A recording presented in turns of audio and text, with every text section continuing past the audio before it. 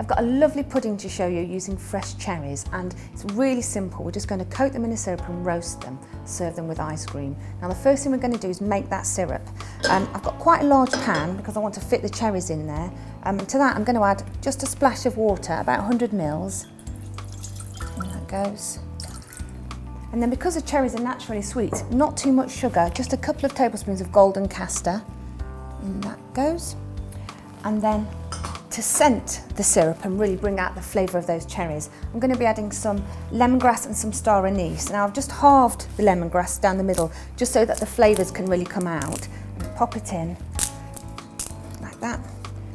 And then the star anise. Now star anise is really powerful, so 2 is plenty. And I'm just going to stir and get that sugar to dissolve and come to the boil. Now raise the heat. We're not going to cook it for any length of time. Now for the cherries themselves, I've taken off the stalks, but I like to leave the stones in because I just think they look prettier if you serve them whole, and just warn your guests to look out for the stones.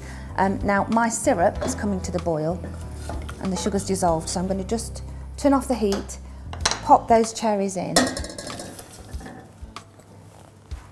give it a nice stir round. And all we're going to do now is roast them. So I've got a baking tray. This is a nice non-stick one. Make sure it's large enough. Tip everything out onto there. Use your spoon to level them out, because what you want them to do is sit in a single layer so that they all roast and they all get a nice bit of colour. And we're only going to do it for about 15 minutes because what we want the cherries to do is soften and release their juices, but we don't want to lose all the syrup we've just made. We want them to stay nice and juicy. So about 15 minutes in a hot oven is just about right.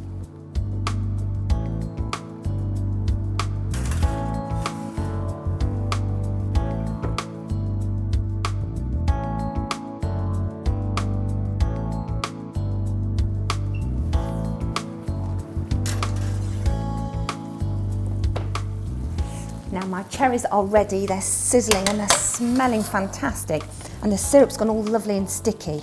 So if you want to, you can serve them now hot, maybe on top of some chocolate brownies, but I'm going to leave mine to cool and I'm going to be serving them with some really good chocolate ice cream.